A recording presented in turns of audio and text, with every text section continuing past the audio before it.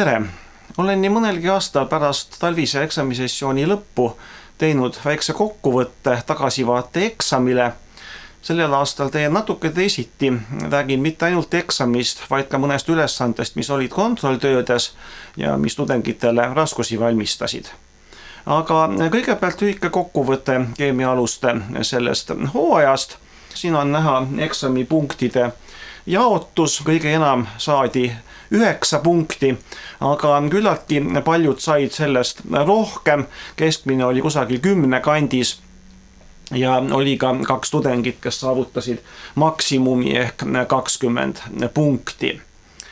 Siin on näha hinnete jaotus kogu aine eest, see on seis enne lisaeksameid, kus meil oli 6 läbikukkunut ja 6 maksimumpunkte saanut. Ja siis lisaeksam natukene parandas neid tulemusi, on meil tervelt 9 tudengit lõpetasid 5-ga. Kõige levinum hinne siiski paraku oli 2 ja paar tudengit ka ei saanud ainet sooritatud. Edasi vaatame mõningaid ülesandeid, mis siin semestri teisel poolel raskusi tekitasid, võib-olla ka sellepärast, et nad olid uudsed, kuigi ma alati olen seda rõhutanud, et tudeng peab saama hakkama ka selliste ülesannetega, mida ei ole varem ette tulnud. 3. kontrolltöös oli meil ülesanne number 1. See oli gaaside arvutuste peale, põhimõtteliselt ideaalgaasi oleku võrrandi peale. Ja on meil siis kirjeldatud mingi katseseade, antud on ruumala ja katse alguses on ta täidetud CO2-ga teatud tingimustel. Ja katse käigus lisatakse teist gaasi, siit siis oluline teada, et ideaalgaaside puhul me võime nii moolide arvu kui ka osarõhkusid liita ja tuli siis arvutada rõhkseadmes katse lõpul. Seda võib teha väga mitut moodi. Kõigil juhtudel me tugineme ideaalgaasi oleku võrrandile.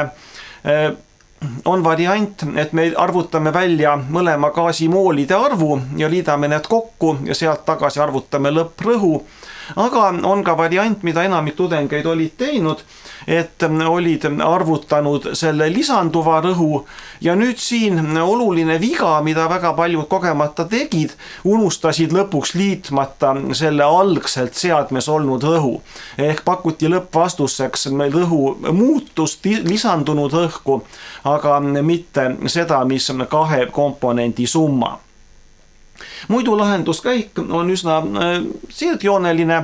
Meil tuleb arvutada lämmastiku moolide arv, 28 molaarmass. Edasi siit siis saab arvutada lämmastiku osa rõhu ideaalgaasi võrrandiga. Ja see tuleb siin selles näites 169 kilopaskalit. Ja veel kord siis ei tohi unustada, et tuleb liita juba seadmes olnud CO2 osarõhk. Jõuame selle lõppvastusseni, mis siin näha on.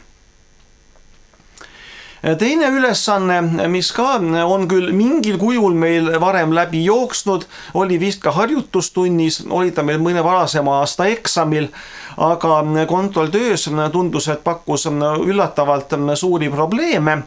Nimelt siis moolimurru ja molaalsuse vahelise ülemineku arvutamine. Siin siis selles ülesandes meil 2 segunevat vedelikku, atsetoon ja butanool. Atsetooni moolimurd on antud ja tuleb arvutada lahuse molaalsus. Molaalsus siis tuletame meelde, on lahustunud aine moolide arv 1 kilogrammi lahusti kohta ja kuna ainekogust ei ole antud, siis me saame valida ise sobiva koguse. Siin on jällegi mitu võimalust, kuidas seda teha. On variant öeldagi kohe, et meil lahustit on 1 kilo ja arvutame, mitu mooli meil tuleb lahustunud ainet. Aga teine ka üsnagi loogiline lahenduskäik on see, et me ütleme, et lahustit ja lahustunud ainet on kokku 1 mool ja siis me saame kummagi mooli murru jagu neid vastavaid komponente. Teeme siin mõlemad variandid näitena läbi. Kõigepealt siis 1 kilogrammi lahusti variant. Lahusti oli meil butanool, molekulmass 78, 1 kilogramm 13,51 mooli. butanooli moolimurd, kokku moolimurdude summa on 1, butanoolile jääb 0,618 ja me võime öelda, et iga 0,618 mooli butanooli kohta on meil 0,382 mooli atsetooni ja nüüd lihtsa proportsionaalsuse arvutamisega, kui 0,618 kohta 0,382, siis 13,51 mooli butanooli kohta saame 8,35 mooli atsetooni, mis ongi meie molaalsus, meil 1 kilogrammi lahusti kohta on nii palju lahustunud ainet.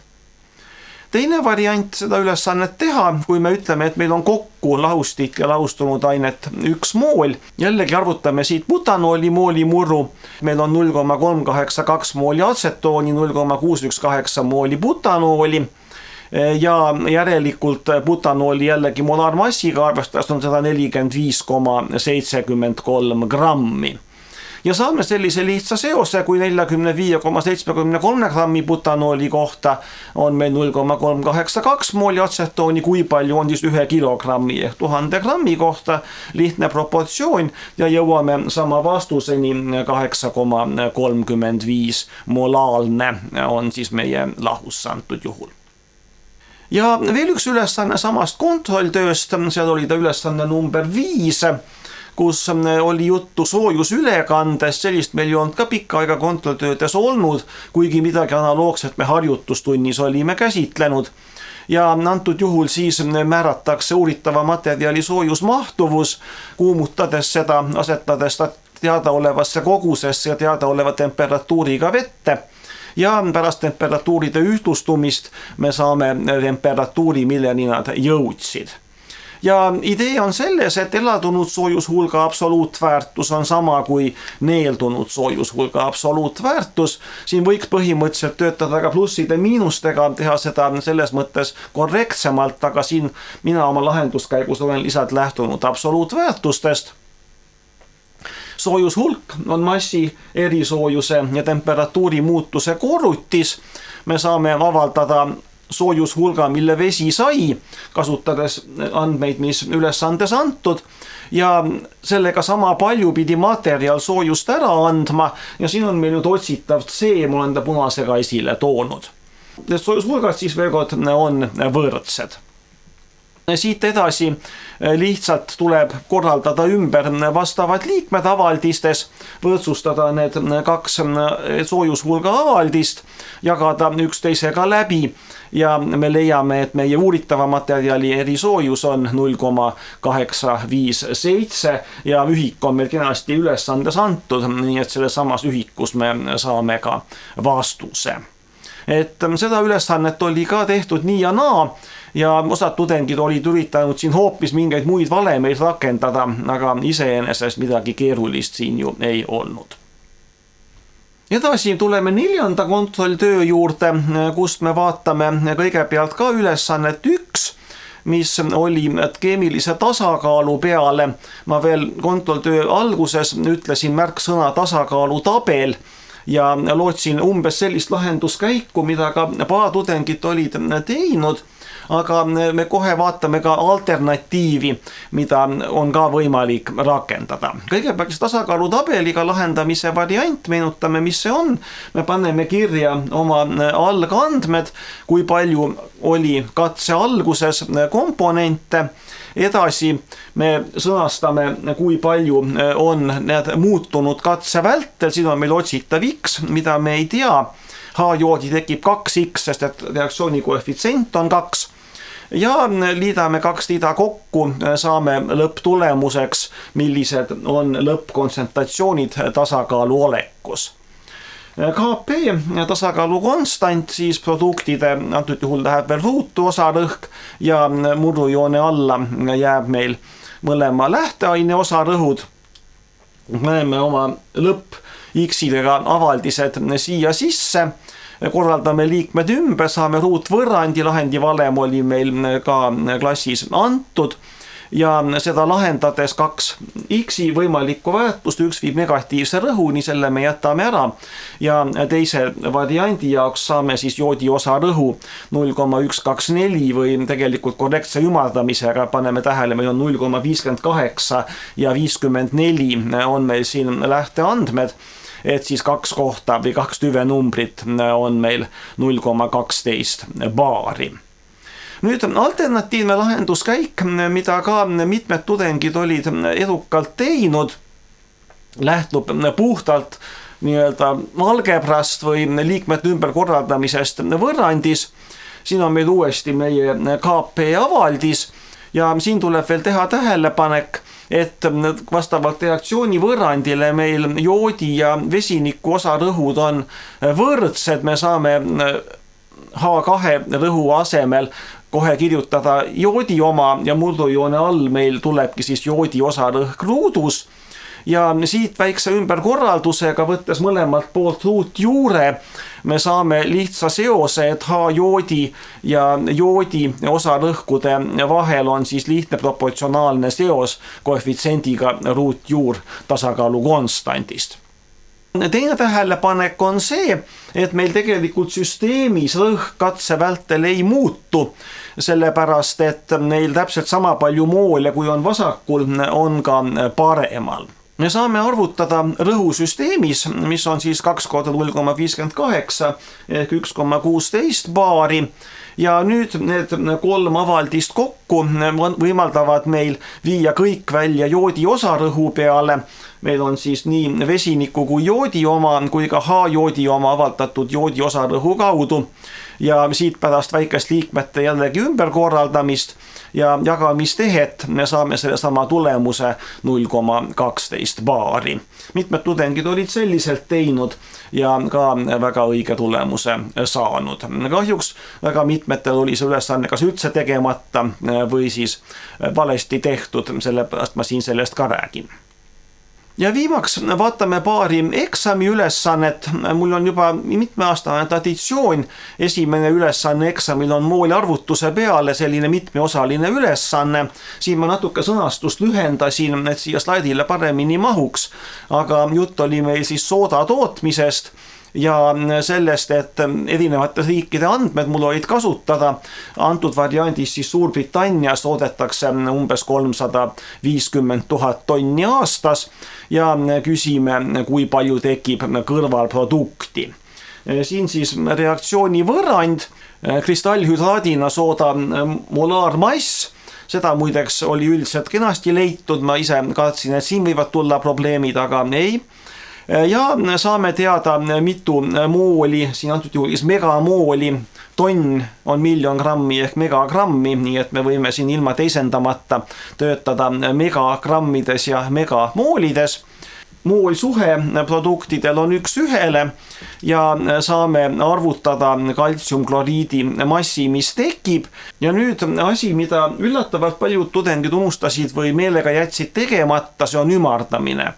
Kui meil lähteandmed on 350 000 tonni, siis on ilmselge, et see on ümmargune arv, see on lähendus ja me peaksime oma lõpptulemuse täpselt samuti ümardama 2 tüvenumbrini ja saaksime siis 140 000 tonni, mitte see 135 ja nii edasi arv, mida kahjuks väga paljud tudengid olid kirjutanud. Me rääkisime sellest semestri alguses, sellest on räägitud teile ka praktikumis, aga siin ma küll võtsin punkte maha, nagu ka järgmines ülesande osas, kus meil samuti oli tonnides ja suhteliselt suurte ümmarguste arvudega tegemist. Nii et ümardada tuleb alati tulemusi mõistliku arvu tüvenumbriteni. Ja lõpuks 1 ülesanne, kus võib-olla sõnastusest mina ei oleks selle peale tulnud, aga tundus, et olid paljud tudengid raskustes arusaamisega. Nimelt siis 3. ülesanne, kus tuli määrata molekuli kuju, muideks kõigis variantides oli see laiendatud oktettidega variant. Aga ülesande tekstis siis on meil ja nimetada see sõnaliselt ja ise ma selle peale tõesti ülesannet koostades ei mõelnud, et mis asi see on ja osad tudengid olid siis nimetanud molekuli, see on siis antud juhul seleen tetrafluoriid ja mis eriti kurb, olid sealjuures molekuli kuju määramata jätnud. Kui oli mõlemad tehtud kuju õige, siis ma panin punktid. Kui oli ainult aine nimetus antud, siis ma paraku punkti panna ei saanud. Et võib-olla natukene ka minu poolt kehva sõnastus, aga sellega siis mitmed tudengid kahjuks ebaõnnestusid. Õige vastus siin ka, meil on siis seleenil 4 keemilist sidet ja lisaks vaba elektroni paar ja sellised süsteemid on meil kiigekujulises, on see inglise keeles seesaw kujuga, nii nagu ka siin joonisel on kujutatud. Ülejäänud eksami ülesandeid ma siinkohal käsitlema ei hakka, need on meil kas siis varasemate aastate videotes või ka tunnis nii või teisiti tehtud ja saate ise sealt tutvuda. Soovin teile edukat õpingute jätku ja kohtumiseni juba teistes õppeainetes.